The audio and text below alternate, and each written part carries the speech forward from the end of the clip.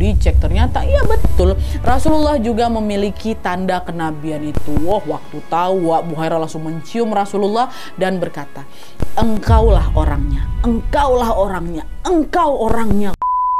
Hai, wassalamualaikum warahmatullahi wabarakatuh. Terima kasih sudah klik video ini. Selamat menyambut bulan Ramadan, selamat melaksanakan ibadah puasa buat kalian semua yang sedang menjalankan. Gak kerasa kita udah sampai di bulan Ramadan lagi nih, ha? Alhamdulillah, sebuah nikmat dan juga rezeki yang sangat luar biasa. Allah Subhanahu wa taala mengizinkan kita untuk berjumpa lagi dengan bulan yang sangat suci ini. Mari kita isi Ramadan ini dengan banyak-banyak beribadah, berdoa dan memohon ampunan dari Allah Subhanahu wa taala ya. Nah, selama bulan puasa ini aku ada segmen baru nih buat kalian, yaitu Nadia Omarah spesial Ramadan. Mantap. Jadi khusus segmen sejarah di bulan ini, di bulan puasa ini, aku akan menemani kalian dengan menceritakan kisah-kisah tentang junjungan kita Nabi besar Muhammad Sallallahu Alaihi Wasallam. Kalau di video-video Islam aku sebelumnya, aku udah menceritakan kisah Rasulullah bersama sahabat-sahabat beliau gitu kan. Di bulan spesial ini aku akan menceritakan cerita khusus hanya tentang Rasulullah saja. Tujuannya apa? Tujuannya supaya kita ini sama-sama bisa mengenal Rasulullah lebih dekat lagi, Karena apa? Karena ini adalah salah satu cara yang bisa kita lakukan untuk mengungkapkan rasa syukur dan juga bangga kita terhadap Rasulullah Sallallahu Alaihi Wasallam.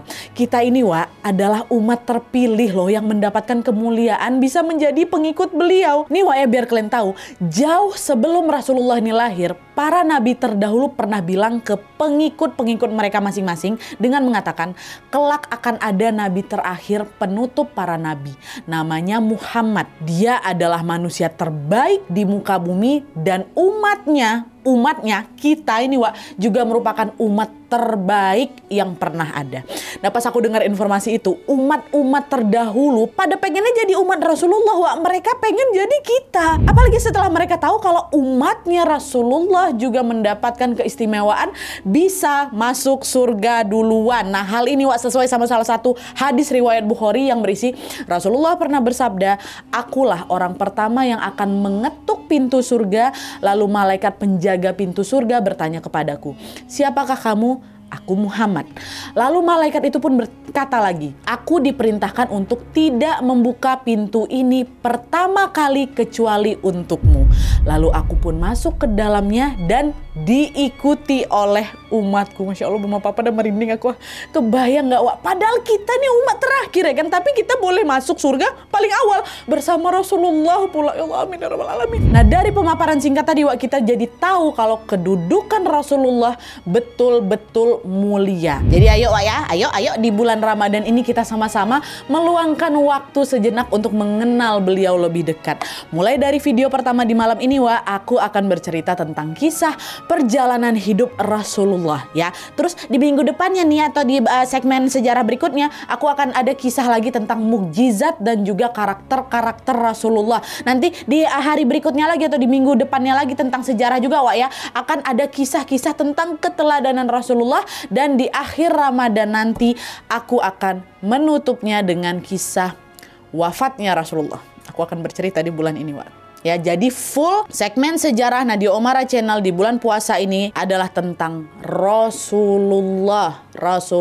Hanya Rasulullah. Ya, begitu ya. Dan tentunya sebelum masuk ke ceritanya, perlu juga aku sampaikan ke kalian bahwa semua informasi yang aku sampaikan di sini aku rangkum dari ceramahnya Ustadz favorit aku, yaitu Ustadz Khalid Basalamah. Oke? Jadi kalau misalnya kalian mau dengar kisah yang lebih detail lagi, Masya Allah banyak kali, kalian bisa nonton ke Sirah Nabawiyah di YouTube channel beliau ya. Dan sekarang baru tanpa berlama-lama kita langsung masuk aja ke ceritanya. Check it out.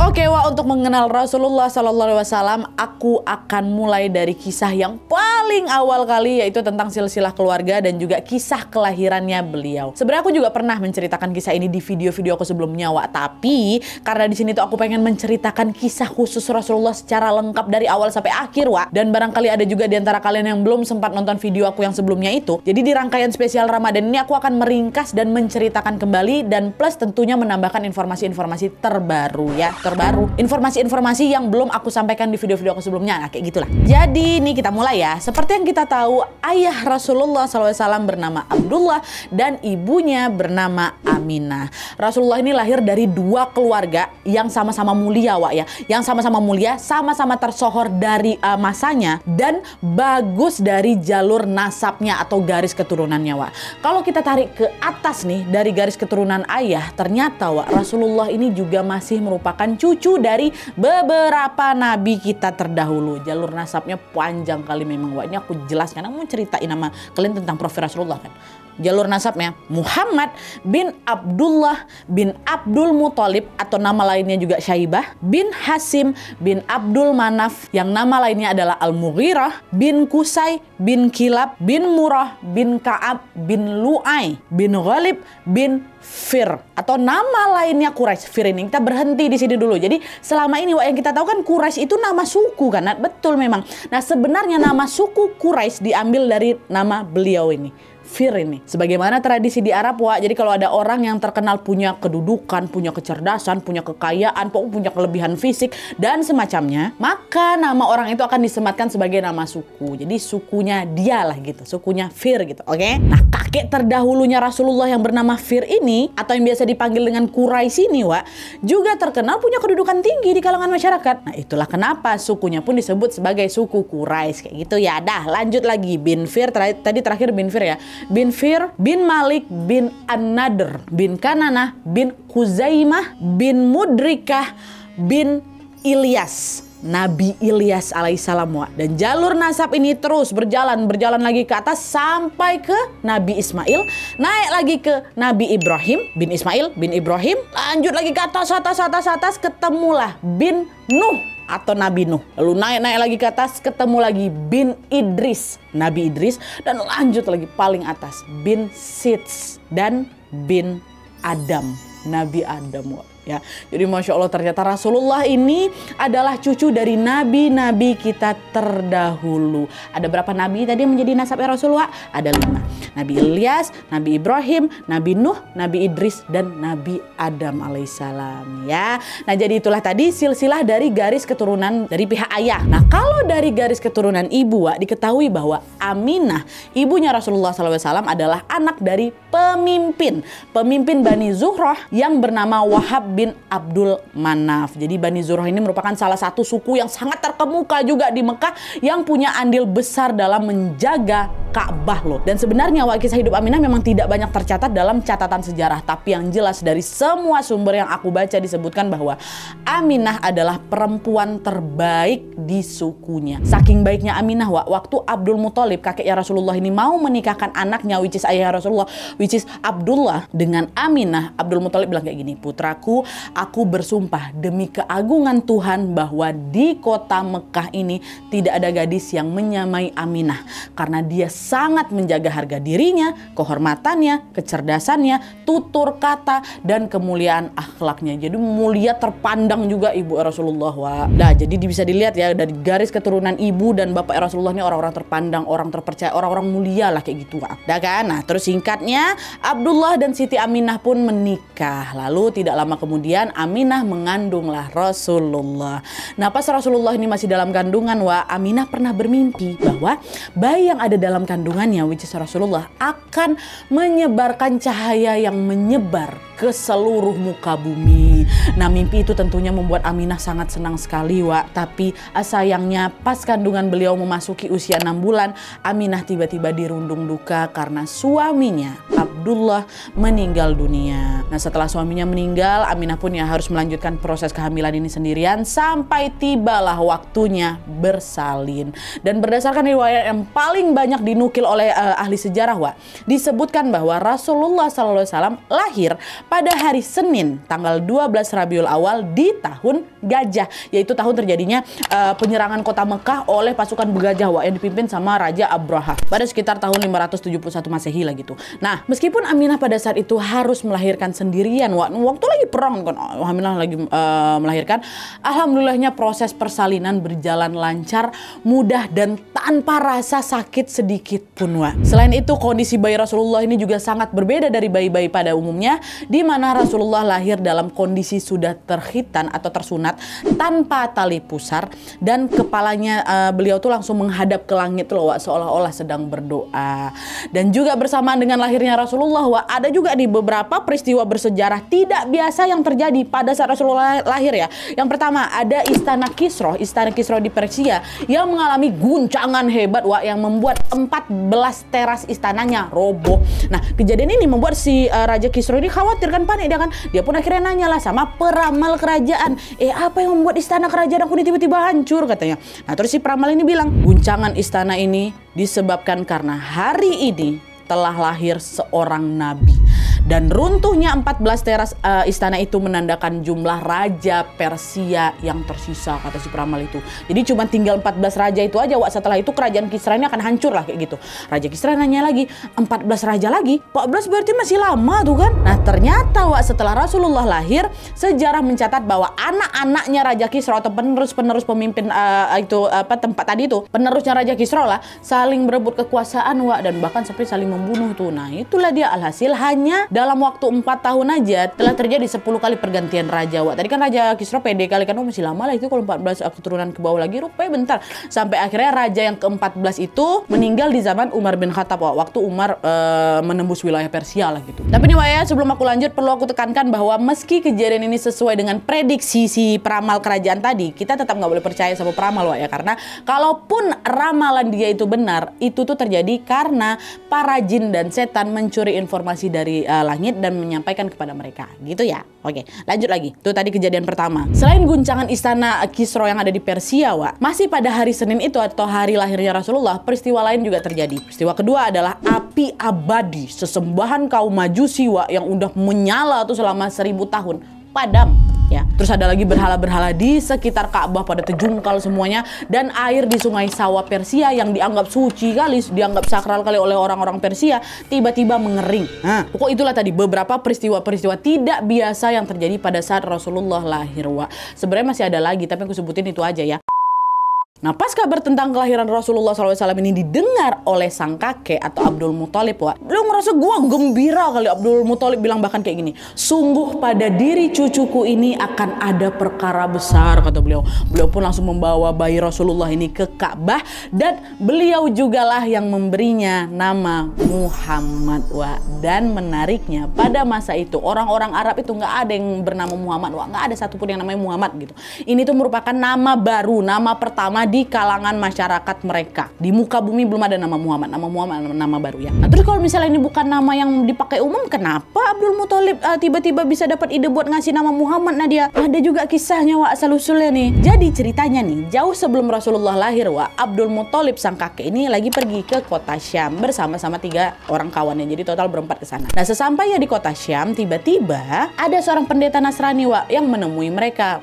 Pendeta ini nanya, "Kalian dari mana?" Abdul Muthalib jawab, "Kami dari Jazirah Arab."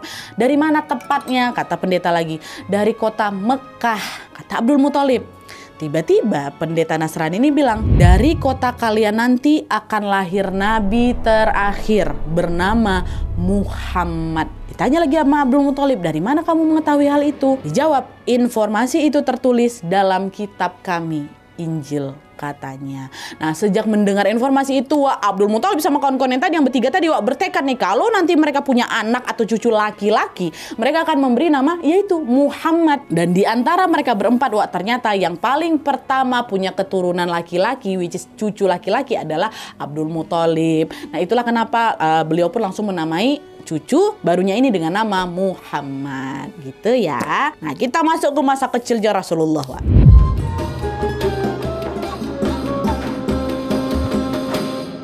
Nah, setelah Rasulullah lahir, Aminah sempat menyusui beliau selama beberapa hari. Lalu setelah itu, pengasuhan Rasulullah kecil ini atau Rasulullah bayi, diserahkan ke seorang perempuan yang menawarkan jasanya sebagai ibu susuan. Sebagaimana tradisi orang Arab pada masa itu, setiap bayi yang baru lahir ini akan memang dititipkan ke ibu susuan dan akan dibesarkan di ibu susuan itu selama 2 tahun. Jadi di luar kota Mekah tuh. Hal ini bertujuan untuk apa? Supaya bayi-bayi itu dapat tumbuh di lingkungan yang bahasanya Arab murni lah gitu. Karena bahasa Arab di kota Mekah tuh udah nggak murni lagi, dialeknya udah bercampur-campur sama banyak bahasa-bahasa lainnya. Gara-gara apa? Gara-gara kan mereka sering berinteraksi sama orang yang dari luar Mekah untuk ibadah haji kan. Jadi bahasa Arab itu udah bercampur-campur, makanya dipindahkan keluar kota Mekah. Nah, sewaktu Rasulullah SAW ini masih bayi, beliau tuh pernah disusui oleh beberapa ibu yang berbeda. Dan salah satu ibu susuan yang kisahnya paling masyhur adalah Halimah Sa'diyah dari Bani Sa'ad ya. Nah, jadi ceritanya nggak lama setelah Rasulullah ini lahir, datanglah beberapa perempuan dari Bani Sa'ad ini kan ke kota Mekah dari daerah tempat Halimah Sa'diyah. Pergilah mereka berombongan ke kota Mekah. Untuk apa? Untuk menawarkan jasa susuan mereka nih. Jadi pada zaman itu menawarkan jasa susuan itu adalah hal yang wajar kali, hal yang lumrah. Memang tradisi mereka kayak itu. Dan karena jasa menjadi ibu susuan ini harus dibayar, biasanya para calon ibu susuan ini akan mendatangi keluarga Mekah yang kaya-kaya, Karena apa? Karena mereka berharap kan bisa dibayar dengan harga yang tinggi ya kan. Dan ketika para calon ibu susuan ini datang ke Mekah, terus mereka melihat bayi Rasulullah, mereka nggak ada tuh yang menyusuin Rasulullah. Kenapa? Karena mereka tahu Rasulullah anak yatim, bayi ini nggak punya bapak. Jadi nanti siapa yang nanggung biaya jasa susuannya nih? Nggak ada tuh yang mau menawarkan jasanya kepada Aminah. Karena udahlah, kira singkatnya para ibu-ibu susuan ini, dapatlah itu bayi masing-masing mereka kan untuk disusui. Jadi ibaratnya masing-masing dari mereka udah dapat klien lah gitu. Nah, adalah satu perempuan yang masih belum dapat bayi, yaitu inilah Halimah Sa'diyah itu. Halimah waktu itu datang ke Mekah bersama suaminya yang bernama Harits. Nah, waktu itu kondisi mereka berdua ini bisa dibilang sangat-sangat kekurangan kali. Mereka tinggal di rumah yang udah tua, anak-anak mereka ini banyak, dan mereka cuma punya hewan peliharaan, ada unta betina, ada keledai, dan sepasang kambing. Ini semua peliharaannya lemah kali, kurus kali mereka. Nah, mereka berdua datang ke Mekah dengan harapan yang sama, harapan bisa mendapatkan tambahan uang gitu. Nah, pas Halimah dan Haris ini melihat bayi Rasulullah bayi maksudnya, mereka sempat ragu juga tuh, aduh, di Mekah cuma tinggal bayi ini aja nih yang belum dapat ibu susuan. Tapi sayangnya udah nggak punya bapak. Keluarga nanti tuh sanggup nggak ya bayar kita gitu. Sempat ragu mereka, Nah, di tengah keraguan itu Harits, sang suaminya Halimah, bilang, daripada kita pulang dengan tangan kosong, istriku, lebih baik kita ambil saja bayi yatim itu untuk disusui. Siapa tahu bayi ini baik untuk kita, kata suaminya. Adalah tuh akhirnya Halimah pun menuruti saran suaminya dan mereka menemui Aminah, ibu Rasulullah, untuk bisa menawarkan jasanya. Aminah waktu itu langsung setuju, dan pas beliau mempersilahkan Halimah untuk menggendong bayi Rasulullah, disitulah berbagai keajaiban dan keberkahan mulai terjadi. Di detik itu baru dipindahkan kan, di detik itu Halimah tiba-tiba langsung tertanam dalam hatinya, dalam benaknya rasa sayang yang sangat luar biasa kepada Rasulullah bayi ini. Langsung sayang gitu loh, Dari situlah Halimah langsung mantap dengan tulus hatinya mau merawat Rasulullah. Lalu waktu Halimah dan Haris ini membawa Rasulullah bayi pulang ke rumah mereka yang sederhana yang kecil itu, ajaibnya keledai kurus yang tadi mereka tunggangi itu tiba-tiba jadi kuat, bahkan bukan jalan lagi, berlari kencang. Berlari keledai itu. Nggak berhenti di situ aja, sampai di rumah Halimah dan Haris kembali dibuat heran waktu mereka melihat unta betina mereka, peliharaan mereka semuanya, semua tiba-tiba jadi gemuk, susunya pun bisa langsung diperah susu untanya. Bahkan mereka sampai bagi-bagian susu dari satu unta betina itu ke tetangga-tetangga sekitar, saking banyaknya susu yang bisa diperah dari unta yang kurus pertama kali itu. Dan gak cuma itu juga, sepasang kambing mereka yang tadi tuh langsung gemuk dan bisa diternakan. Nah, peristiwa inilah yang membuat para tetangganya Halimah jadi pada keheranan semua kan. Sampai mereka pernah bilang kayak gini, dimanapun Halimah dan Harits menggembalakan dombanya atau kambingnya atau untanya, ayo udah kita ikut aja ke sana, biar peliharaan kita juga ikutan gemuk. Dan betul juga, betul. Hewan ternak peliharaan para tetangga yang ikut digembalakan dengan hewan peliharaan kendaraan milik Halimah dan Harits juga ikutan gemuk, sehat semuanya, Wak. Melihat semua keajaiban itu, Halimah dan Harits pun sadar kalau ini semua terjadi setelah mereka merawat Rasulullah bayi ini, Wak. Nah, dari situlah mereka makin sayang lagi sama Rasulullah. Bahkan mereka sampai mohon-mohon ke Aminah sama ibunya Rasulullah kan untuk diizinkan merawat Rasulullah sampai besar. Jadi nggak cuma 2 tahun aja kami perpanjang lagi, kamu udah sayang kali gitu. Melihat Rasulullah yang memang tumbuh dengan baik di dalam asuhan Halimah dan suaminya, ya udah Aminah pun setuju, Wak, dan dia mengizinkan mereka untuk terus merawat Rasulullah. Jadi lebih dari 2 tahun nih, Wak, ya. Sampai akhirnya waktu Rasulullah berumur 6 tahun masih bersama Halimah, Wak, terjadilah sebuah peristiwa lagi yang membuat Halimah dan suaminya takut sampai-sampai mereka memilih ya sudahlah, kembalikan saja Rasulullah bayi ini ke ibunya. Ada lagi peristiwanya, harus kalian ingat ini masa kecilnya Rasul ya. Jadi ceritanya, Wak, pada suatu hari ya, waktu Halimah lagi masak, salah satu anak kandungnya yang usianya kurang lebih sebaya sama Rasulullah tiba-tiba berlari panik nih ke dalam rumah kan. Ibu, saudaraku dari Quraisy, which is Nabi Muhammad, Wak, lagi dikeroyokin oleh orang-orang. Cepat Bu, lihatlah ke sana, kata anaknya kan. Nah, dengar itu paniklah Halimah. Di mana Muhammad sekarang? Tunjukkan sama ibu tempatnya gitu. Pergilah Halimah kan nyusul ke lokasi yang dimaksud sama anaknya. Di situ, Wak, beliau melihat Rasulullah sudah dalam kondisi tergeletak di tanah. Rasulullah kecilnya. Nah, Halimah panik. Ya Allah, Muhammad, apa yang terjadi sama kamu? Kenapa kamu bisa kayak gini gitu? Dengan polosnya, Wak, Rasulullah kecil ini menjawab, telah datang kepadaku 2 orang laki-laki yang menjatuhkanku ke tanah. Mereka membelah dadaku dan mengeluarkan sesuatu yang hitam darinya.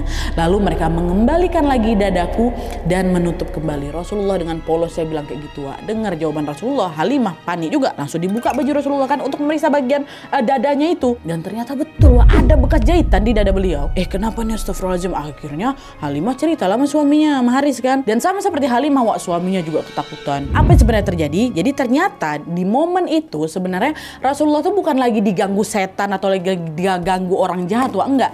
Justru kala itu Rasulullah ini lagi didatangi malaikat.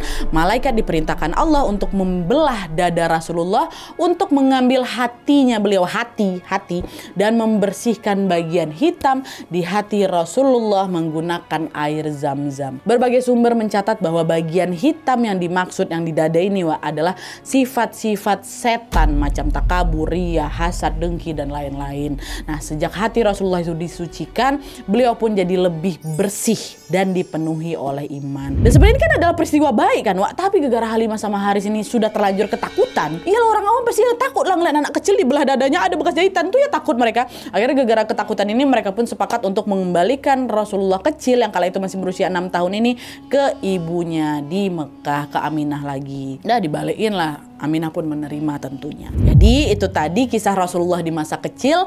Nah, sekarang kita masuk ke kisah selanjutnya, yaitu di kisah Rasulullah masa remaja dan seterusnya. Oke.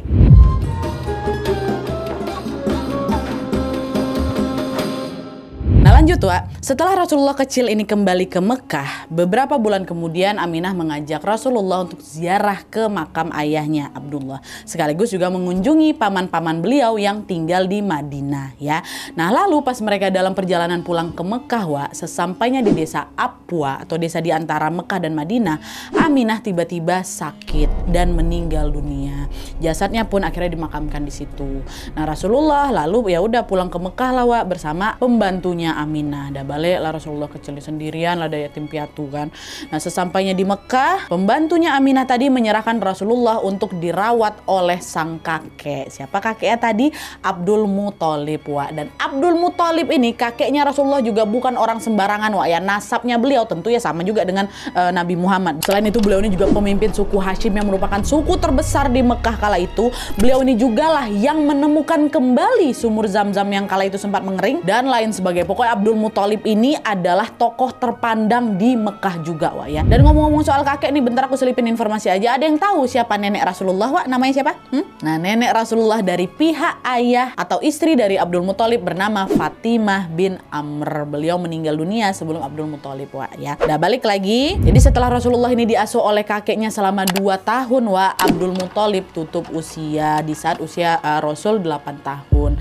Dan akhirnya sejak saat itu Rasulullah dirawat lagi sama pamannya atau saudara dari ayahnya yang bernama Abu Thalib. Nah pas Rasulullah ini tinggal bersama pamannya Abu Thalib, setiap hari Abu Thalib ini dibuat kagum dengan kemuliaan akhlak Rasulullah. Padahal waktu itu Rasulullah ini baru berumur 8 tahun tapi sikap beliau ini betul-betul tenang, betul-betul dewasa, jauh berbeda dengan anak-anak Abu Thalib yang lain. Anak-anaknya Abu Thalib ini kan banyak kan dan setiap kali istri beliau ini lagi menyiapkan makanan, anak-anak tuh kan saling merebut makanan tuh biar dapat si makanan ini. Sementara Rasulullah kecil cuman diam saja menunggu, dia di pojok rumah, dia nggak mau ikut rebutan. Akhirnya di situ Abu Thalib bilang ke istrinya, setiap kali kamu masak istriku, khusus untuk Muhammad tolong sisihkan makanannya, pisahkan karena dia nggak ikut berebut sama yang lain gitu. Udah lah tuh singkatnya, pas Rasulullah sudah berusia 12 tahun, ini masih tinggal sama Abu Thalib ya. Ada satu peristiwa yang kembali membuat semua orang terkagum-kagum. Jadi ceritanya waktu itu Abu Thalib ini mau pergi ke negeri Syam lagi bersama kafilahnya atau rombongannya untuk urusan dagang. Nah waktu beliau ini mau berangkat, tiba-tiba Rasulullah memegangi baju Abu Thalib. Ternyata Rasulullah mau ikut nih pergi ke negeri Syam. Walau heran dengan perilaku Rasulullah yang tidak biasa, akhirnya di situ Abu Thalib tetap mengizinkan beliau untuk ikut bersamanya. Nah, di perjalanan sebelum sampai ke negeri Syam, kafilahnya Abu Thalib ini melewati sebuah gereja milik seorang pendeta yang bernama Buhairah. Nah, di situ Buhairah tuh ngelihat ada yang nggak biasa nih dengan kafilah mereka, which is kafilahnya Abu Thalib waktu lewat depan gereja itu. Di mana pada siang hari yang terik, kafilah Abu Thalib lah satu-satunya yang berjalan dengan dinaungi awan di atas kafilah mereka sehingga mereka nggak kepanasan, diikuti awan. Dan pas kafilah mereka beristirahat di bawah pohon kurma, Buhairah juga melihat pohon kurma itu tuh macam lagi menundukkan daun-daunnya ke kafilah mereka. Nah karena penasaran, Buhairah pun mengirimkanlah beberapa orangnya untuk menemui kafilah Abu Thalib. Buhairah pengen tahu mereka ini kafilah dari mana gitu kan. Dan pas Buhairah tahu kalau mereka ini adalah kafilah dari Mekah, Buhairah langsung nyuruh utusannya buat menyiapkan berbagai makanan lezat dan mempersilahkan kafilahnya Abu Thalib ini untuk singgah ke gereja dulu. Nah adalah tuh singkatnya, sebelum kafilahnya Abu Thalib ini masuk ke dalam gereja, mereka minta Rasulullah yang kala itu berusia berapa? 12 tahun untuk nunggu di luar sambil menjaga barang-barang dan unta mereka. Jadi Rasulullah nggak disuruh masuk, Rasulullah masih kecil gitu Dan itu juga memang tradisi mereka bahwa anak kecil itu memang nggak boleh ikut dalam acara perjamuan orang dewasa karena dianggap macam nggak sopan lah gitu. Nah pas Abu Thalib dan kafilahnya ini masuk ke gereja, Rasulullah nunggu di luar. Pendeta Buhairah ini pun langsung memperhatikan wajah kafilah-kafilah ini satu persatu. Dilihat satu-satu kan. Nah di situ beliau bingung, kok mereka kelihatan biasa aja ya, macam orang-orang pada umumnya aja.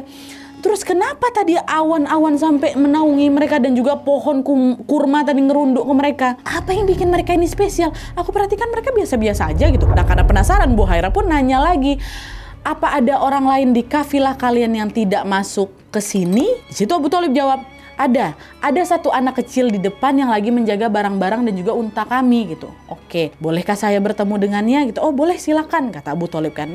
Selagi Abu Thalib dan kafilahnya ini menyantap hidangan yang sudah disiapkan tadi, Buhairah pergi keluar nih untuk menemui Rasulullah kecil yang waktu itu lagi duduk di bawah pohon, ya kan? Buhairah langsung nanya ke Rasulullah, wahai anak kecil, aku akan bertanya padamu atas nama Lat dan Uzza, kata Buhairah. Dan Lat dan Uzza itu adalah patung yang dianggap sakral dan paling ditakuti oleh orang-orang Mekah pada saat itu ya. Jadi kalau ada orang yang bersumpah atas nama Lat dan Uzza itu berarti udah nggak boleh bohong lah gitu kan. Nah mendengar ucapan Buhairah, Rasulullah kecil menjawab, jangan kamu sebutkan dua nama berhala itu karena aku membencinya, kata Rasulullah. Nah jawaban Rasulullah ini langsung bikin Buhairah terdiam. Seperti yang aku bilang tadi, orang-orang Mekah kan semua pada takut sama dua patung ini ya kan lah. Kok Rasulullah yang kala itu juga masih kecil, masih 12 tahun, kok berani-beraninya bilang benci sama Lat dan Uzza? Nah sikap Rasulullah ini bikin Buhairah makin penasaran lagi. Dia pun terdiam lah bentar ya kan. Sambil dia memperhatikan penampilan Rasulullah dengan teliti dari atas sampai bawah. Dilihatnya, semua, pokok diperhatikan kali kan, Dan dalam waktu singkat saja hatinya langsung bergetar pada saat dia sadar kalau semua ciri fisik Rasulullah tepat sesuai dengan yang tertulis dalam Injil dan Taurat, Jadi sebenarnya kenapa tadi Buhairah tiba-tiba nyuruh mereka masuk ke dalam itu setelah tahu mereka dari Mekah adalah karena selama ini Buhairah memang lagi menunggu-nunggu menunggu informasi tentang datangnya Nabi terakhir. Wah, dia tahu kalau Nabi terakhir itu berasal dari Jazirah Arab dan tepatnya juga di kota Mekah. Nah, jauh sebelum Rasulullah lahir, wah, ternyata kisah tentang datangnya Nabi terakhir ini sudah tercatat lah itu di dalam kitab Injil dan juga kitab Taurat. Catatannya detail kali, wah, mulai dari namanya, sejarah keluarganya, jalur nasabnya, sampai ciri-ciri fisik pun ada. Jadi disebutkan bahwa Rasulullah SAW memiliki alis seperti busur panah yang lebar, berwarna hitam dan tebal.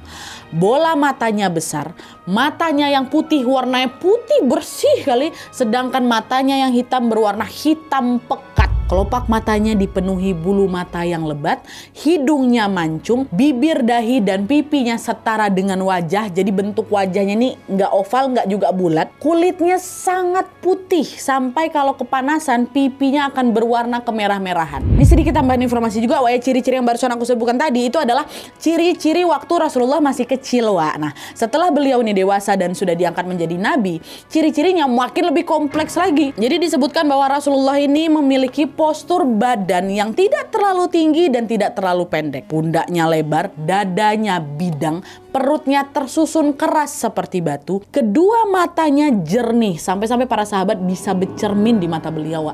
Rambutnya tidak lurus dan juga tidak keriting, serta jenggot beliau lebat sampai ke dada. Rasulullah ini luar biasa tampannya, bahkan para ahli hadis bilang kalau Nabi Yusuf, nabi yang terkenal super ganteng ini, diberikan sepertiga kegagahan dunia, maka Rasulullah diberikan seluruh kegagahan dunia. Ya, saking tampannya Rasulullah, ya. Hafalkan ciri-ciri ini, hafalkan semua ciri-ciri yang sudah aku sebutkan itu. Karena penampilan fisik Rasulullah ini betul-betul spesial, sampai jin pun nggak bisa menyerupai beliau. Maksudku di sini kenapa aku suruh kalian untuk tahu bahkan menghafal ciri-ciri fisik beliau, karena siapa tahu ya kan, insya Allah, ya Allah, amin. Kalau suatu hari nanti kita dapat rezeki bisa bertemu dengan Rasulullah dalam mimpi, jadi kita bisa memastikan dari ciri-ciri fisik tadi. Ya kan, siapa tahu hafal ciri-ciri fisiknya, siapa tahu Rasulullah datang ke mimpi kita. Jadi kita tahu kalau kita baru saja bermimpi Rasulullah. Dengan menghafal ciri-ciri fisik tadi, optimis saja, yakin, berselawat, beribadah, sholat yang tinggal lah. Siapa tahu Rasulullah datang kan, kan kita berharap ya kan, insya Allah, insya Allah, insya Allah, ya Allah, ya Allah kabulkan mau mimpi Rasulullah. Gitu. Oke, kita lanjut lagi ke kisahnya Buhairah. Jadi pas Buhairah melihat ciri fisiknya Rasulullah, di situ Buhairah langsung yakin kalau Rasulullah adalah orang yang selama ini dia cari. Inilah dia sang nabi terakhir. Buhairah yakin karena dia sudah mengkaji dan juga menghafal semua informasi tentang Rasulullah dari kitab-kitabnya nabi terakhir ini. Bahkan Buhairah dan para ahli kitab lainnya, sampai hafal tuh sama ciri-ciri fisik Rasulullah, seolah-olah mereka mengenal Rasulullah seperti anak mereka sendiri. Saking udah detail dan hafalnya, saking mereka juga ingin mencari dan bertemu dengan nabi terakhir ini. Nah, tapi meskipun Buhairah udah yakin kali, masih ada nih satu ciri lagi yang harus dipastikan, yaitu tanda kenabian berupa daging yang menggumpal di pundak sebelah kanan. Warnanya merah kehitam-hitaman dan memiliki bulu yang lebat. Ya kan, itu tinggal satu lagi aku harus pastikan. Akhirnya Buhairah pun meminta izin lah kepada Rasulullah kecil ini untuk memeriksa bagian pundak beliau. Waktu dicek ternyata iya betul, Rasulullah juga memiliki tanda kenabian itu. Waktu tahu, Buhairah langsung mencium Rasulullah dan berkata, engkaulah orangnya, engkaulah orangnya, engkau orangnya. Kata seperti 3 kali dia ngomong kayak itu. Dan setelah Buhairah yakin betul kalau Rasulullah atau anak yang dia lihat di depannya ini adalah nabi terakhir yang dikisahkan dalam Injil dan Taurat, Buhairah pun langsung menemui kafilahnya Abu Thalib lagi yang masih makan-makan tuh di dalam gereja, ya kan. Buhairah bilang, siapa wali anak ini? Sambil membawa Rasulullah. Abu Thalib bilang, saya ayahnya. Abu Thalib kan sebenarnya pamannya Rasulullah kan, tapi di situ beliau ngakunya saya ayahnya gitu kan. Buhairah bilang lagi, tidak mungkin kamu ayahnya. Ayah dari anak ini sudah meninggal waktu dia masih berumur 6 bulan di dalam kandungan ibunya. Lalu ibunya meninggal pada saat dia berusia 6 tahun dan dia dirawat oleh kakeknya sampai dia berusia 8 tahun. Kalau engkau betul kerabatnya, maka engkau pasti pamannya.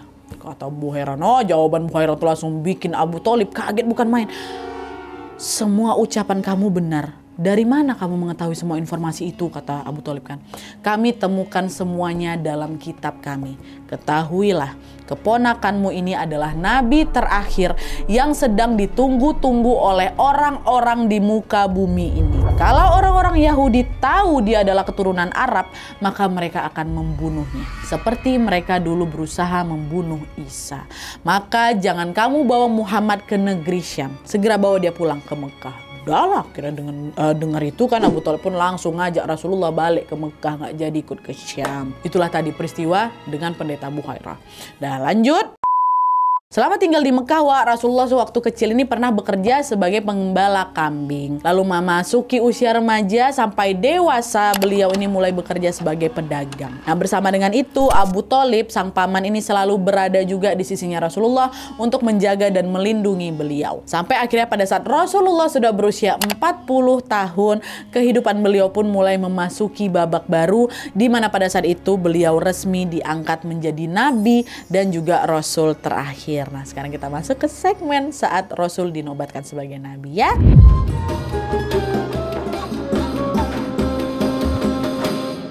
Nah, sebelum kita masuk ke kisah Rasulullah diangkat menjadi nabi, perlu kalian ketahui dulu kalau sebelum dinobatkan menjadi nabi, selama hidupnya Rasulullah ini sudah menjalankan syariat dari Nabi Ibrahim alaihissalam, karena memang syariat itulah yang ditetapkan di Mekah pada saat itu, termasuk juga sama Abu Jahal, Abu Lahab nih, musuh terbesar umat Islam ini ya, juga masih ngikutin agamanya Nabi Ibrahim. Syariat Nabi Ibrahim tetap mereka lakukan. Mereka sholat juga, mereka menunaikan ibadah haji, walaupun sholatnya belum sempurna seperti sekarang ya. Tapi bedanya Abu Jahal, Abu Lahab, dan para kafir lainnya itu musyrik menyekutukan Allah. Inilah dia ada zaman jahiliyah tuh, di masa-masa mereka ini. Mereka menyekutukan Allah, nyembah-nyembah berhala, menganggap berhala itu adalah utusan Allah, kayak gitu. Tapi Rasulullah nggak ke situ, Rasulullah menjalankan syariat Nabi Ibrahim yang murni tanpa ikut-ikutan menyembah berhala. Makanya kalau kalian ingat tadi waktu Buhairah mengucapkan kata Lat dan Uzza, Rasulullah kan langsung nggak suka kan? Masih kecil padahal tuh. Karena Rasulullah memang masih memegang teguh agama Nabi Ibrahim atau agama tauhid ini gitu loh. Nah gitu ya. Oke. Nah kita masuk lagi nih. Jadi Rasulullah diangkat menjadi nabi pada saat beliau berusia 40 tahun. Di hari-hari menjelang penobatan beliau, Allah membuat Rasulullah SAW ini jadi suka menyendiri untuk beribadah. Nah hal itu terjadi bertepatan dengan bulan Ramadan nih ya.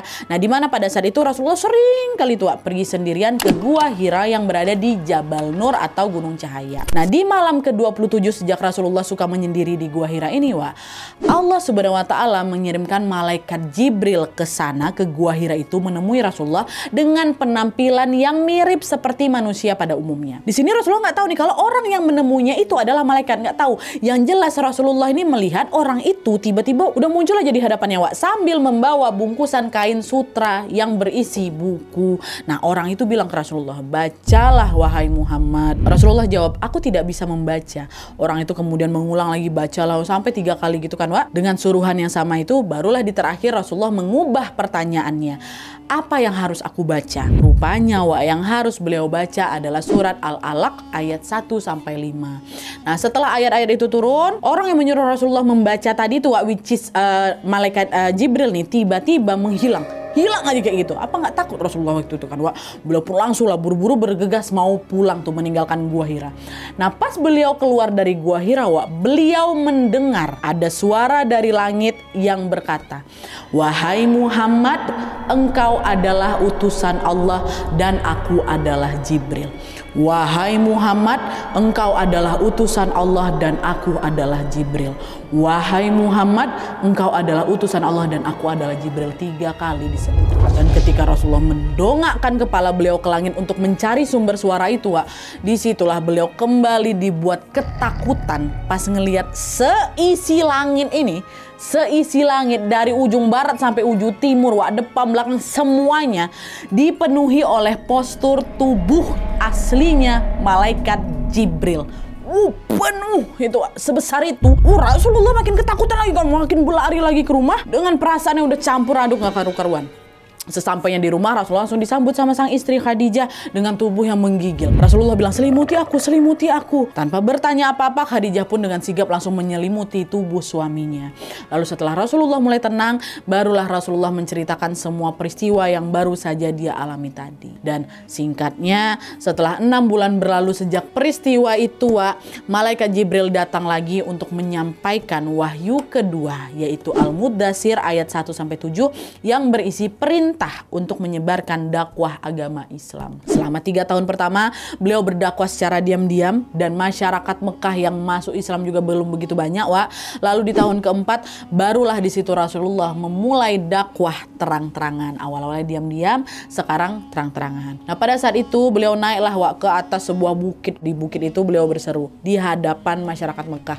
Wahai penduduk Mekah, kalau aku katakan di belakang bukit ini ada pasukan yang mau menyerang, apakah kalian percaya? Rasulullah ngomong kayak gitu. Orang-orang Mekah bilang, semuanya, kami percaya wahai Muhammad karena engkau adalah orang yang jujur. Karena image Rasulullah di Mekah kala itu memang orang yang jujur dan dapat dipercaya, Jadi waktu Rasulullah bilang kayak gitu, semua nggak ada yang nggak. Pasti kami percaya karena kamu orang yang jujur. Rasulullah mengatakan lagi, jika aku katakan aku sudah mendapatkan wahyu dari Allah, apakah kalian percaya? Jika aku katakan kalau aku adalah utusan Allah, apakah kalian percaya? Nah, pas pertanyaan itu muncul, aduh, disitulah orang-orang Mekah ngamuk semuanya. Pada beberapa detik yang lalu baru mereka ngakui kalau Rasulullah ini jujur, nggak akan pernah bohong. Waktu Rasulullah ngomong kayak gitu langsung nggak percaya mereka. Kebanyakan dari mereka menolak dakwah Rasulullah karena mereka nggak mau Rasulullah mengganggu agama peninggalan leluhur mereka itu, which is itulah tadi tradisi jahiliyah, nyembah berhala dan lain-lain. Nah, dari banyaknya penolakan ini, perjuangan Rasulullah dalam mendakwahkan agama Islam pun dimulai. Rasulullah berdakwah di Mekah selama 13 tahun dan dalam rentang waktu 13 tahun itu beliau dan para sahabat mengalami banyak sekali siksaan dari orang kafir Mekah. Rasulullah pernah dilempari kotoran hewan waktu lagi sujud. Rasulullah lagi jalan tiba-tiba kakinya dilempar pakai batu tajam. Paman sama bibinya sendiri Abu Lahab sama si istrinya itu tiba-tiba nyebarin duri tajam di jalan yang mau dilewatin sama Rasul. Dihajar, dipukul, ditendang, dimaki-maki dan lain-lain. Mungkin kayak gitulah siksaan Rasulullah kan. Semua siksaan itu datang bertubi-tubi ke Rasulullah sampai akhirnya turunlah perintah dari Allah Subhanahu wa taala kepada Rasul untuk pergi berhijrah ke Madinah. Rasulullah pun kembali melanjutkanlah dakwahnya di sana di Madinah itu selama 10 tahun lamanya. Jadi kalau misalnya di total masa dakwahnya Rasulullah, masa dakwah Rasulullah itu ada 23 tahun. 13 tahun di Mekah, 10 tahun di Madinah, ya. Dah, seiring berjalannya waktu, umat Rasulullah pun semakin banyak lagi dan agama Islam pun semakin berjaya. Pada saat itu Rasulullah tetap tinggal di Madinah dan melanjutkan dakwah beliau sampai akhir hayatnya. Rasulullah wafat di kota suci Madinah pada tahun 11 Hijriah saat beliau berusia 63 tahun. Ya. Nah, kisah tentang dakwah Rasulullah di Mekah dan Madinah di sini memang betul-betul aku persingkat kali. Jadi karena memang di sini kan fokus aku untuk mengisahkan profil Rasulullah, ya. Jadi tentang Rasulullah. Tapi tenang aja, di segmen sejarah berikutnya aku akan menjelaskan atau menceritakan keteladanan Rasulullah selama menjadi nabi. Oke, jadi pastikan kalian stay tune aja terus. Nah, sekarang baru kita masuk ke segmen terakhir, yaitu tentang keluarga Rasulullah. Lebih spesifiknya lagi yaitu tentang istri-istrinya Rasulullah.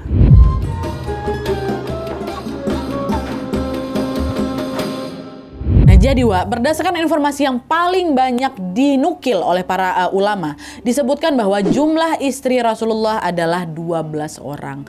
Seperti yang kita tahu, dalam syariat Islam seorang laki-laki memang boleh berpoligami. Maksimalnya berapa? 4 istri. Mungkin sampai di sini banyak juga di antara kalian yang nanya kayak gini. Kalau syariatnya cuma boleh maksimal 4 istri, terus kenapa istri Rasulullah sampai 12, Nadia? Nah, ini ada salah satu hal yang membedakan Rasulullah dengan orang biasa. Perlu kita pahami bahwa ada beberapa hal yang Allah kasih khusus untuk Rasul saja, orang lain nggak dapat, khusus buat Rasul. Contoh aja nih, ya mukjizat bisa belah bulan kan cuma milik Rasulullah. Manusia pasti udah jelas nggak bisa lah dikasih mukjizat itu kan. Contoh lainnya lagi, bagi kita nih, ya sholat tahajud kan sunnah kan.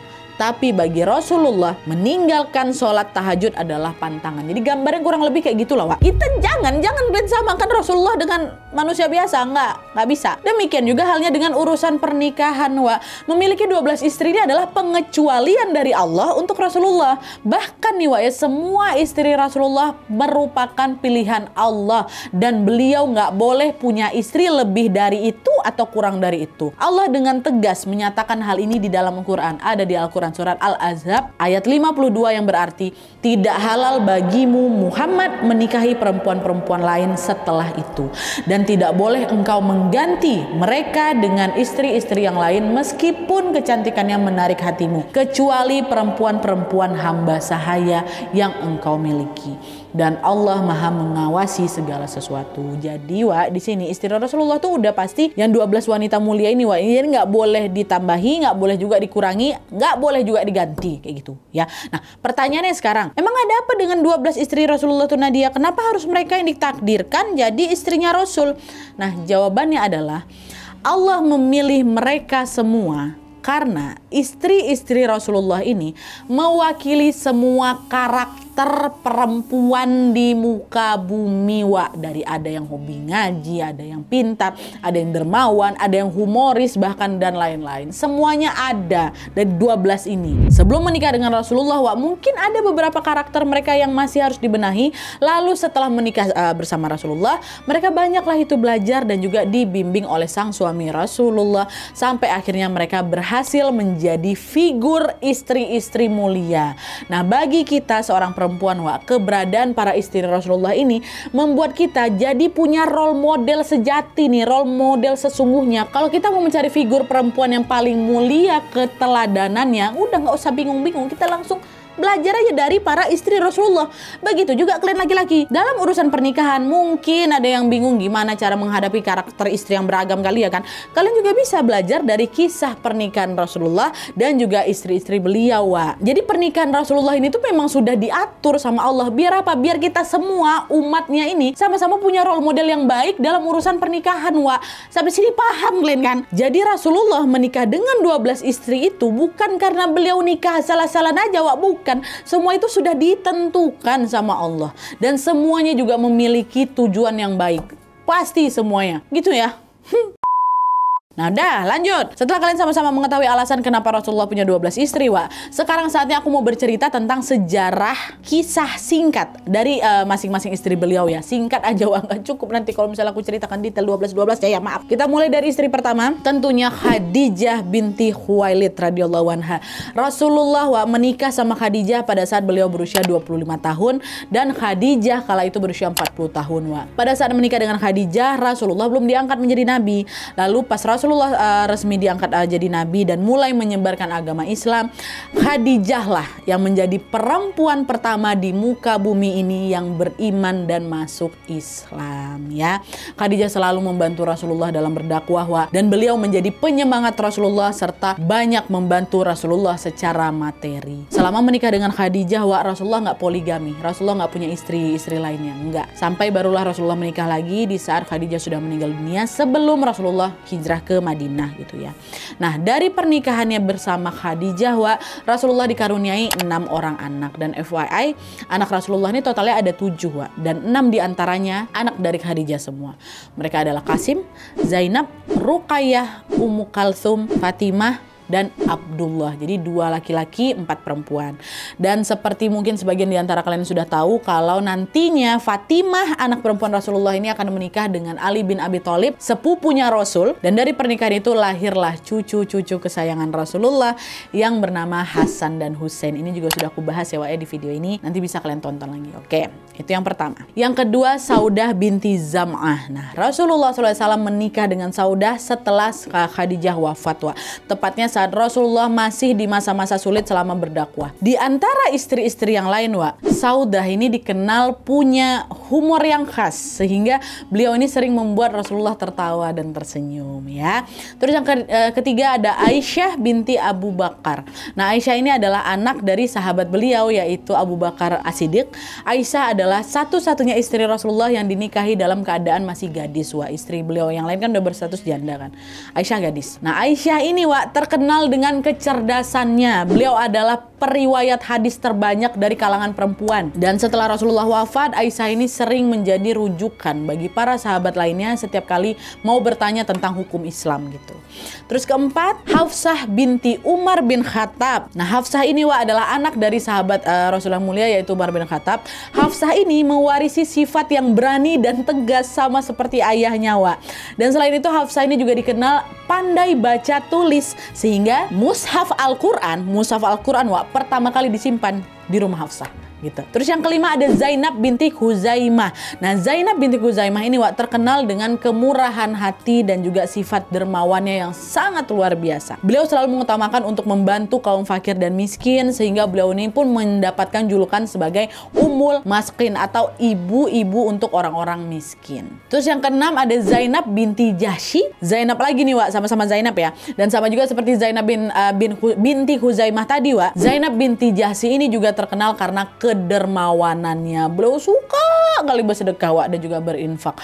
Dan selain itu beliau ini juga taat beragama, sampai-sampai pada suatu hari Aisyah radhiyallahu anha pernah bilang bahwa beliau tidak pernah melihat wanita yang sangat baik agamanya, paling bertakwa pada Allah, paling jujur perkataannya, dan paling penyayang selain Zainab binti Jahsy. Gitu. Terus yang ketujuh ada Ummu Salamah. Nah, Ummu Salamah ini terkenal sebagai istri Rasulullah yang paling bijak dan paling cerdas. Beliau ini sering ngasih itu saran-saran yang membangun kepada Rasulullah dalam menyelesaikan masalah. Salah satunya yaitu pada saat terjadi peristiwa perjanjian Hudaibiyah antara kaum muslimin dengan kaum Quraisy. Itu karena masukan beliau juga.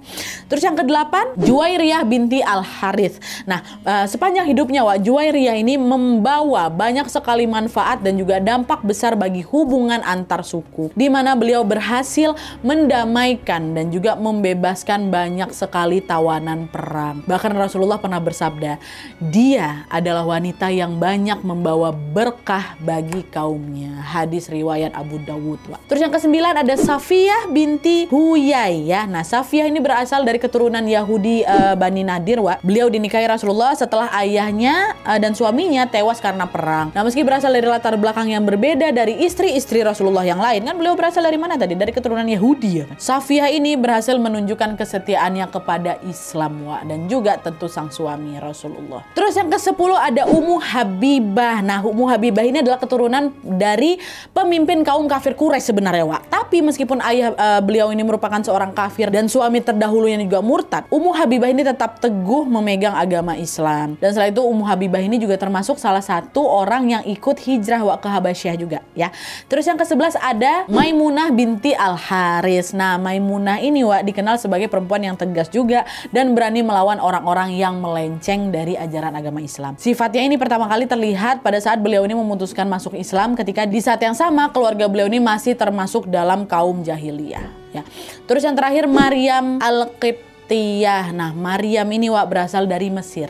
Sebelum menikah dengan Rasulullah, beliau ini adalah seorang budak budak yang dihadiahkan oleh Raja Mesir untuk Rasulullah. Nah, setelah menikah dengan Rasulullah dan tinggal di Madinah selama 1 tahun, beliau pun hamil, mengandung dan melahirkan seorang anak juga yang diberi nama Ibrahim. Nah, kelahiran Ibrahim ini disambut gembira oleh Rasulullah. Tapi sayangnya Ibrahim juga meninggal di usia kecil, yaitu di usia 16 bulan. Jadi itulah tadi yang macam aku bilang, di antara 12 istri Rasulullah, hanya 2 istri yang melahirkan keturunan Rasulullah. Tadi Khadijah dan yang kedua Maryah. Dan semua anak laki-laki Rasulullah yang kecil, ada 3 anak ya, itu semua meninggal dunia di saat mereka masih kecil. Nah, itu tadi kisah tentang istri-istri Rasulullah.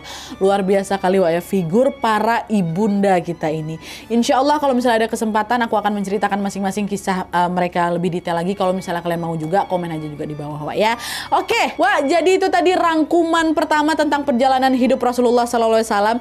Video ini panjang kali ya kan, tapi tentu semua yang aku sampaikan itu belum mencakup keseluruhan perjalanan beliau. Itu udah nggak mungkin. Belajar tentang sejarah Rasulullah memang nggak bisa bentar, nggak bisa semuanya juga, karena kisah hidup Rasulullah tuh banyak kali. Perumpamaan yang pernah kami dengarnya, kisah Rasulullah tuh seluas gunung Uhud, saking banyaknya diumpamakan kayak gitu. Tapi ajaibnya nih, mau sepanjang, mau selama apapun kisah beliau, rasanya kita tuh nggak pernah bosan nyimak ya kan, ya kan? Rasanya pasti aja jaminannya videonya tuh pasti kisahnya akan mengharukan, menyentuh hati, membuat hati kita ini makin rindu lagi sama beliau yang ada. Wah, jangan capek ya, tolong jangan capek belajar tentang Rasulullah. Semoga dari usaha kita mengenal beliau lebih dekat ini kita ini bisa menjadi salah satu alasan yang membuat beliau juga rindu sama kita dan pengen ketemu kita juga nanti di surga nanti. Pastinya sebuah kenikmatan yang sangat luar biasa kalau bisa hidup berdampingan dengan Rasulullah dan para sahabat di surga nanti. Aduh ya Allah. Semoga kalau kita bisa berkumpul di sana bersama-sama ya, amin ya robbal alamin. Oke, jadi segitu dulu videonya. Sampai ketemu di video-video selanjutnya dan selamat menunaikan ibadah puasa.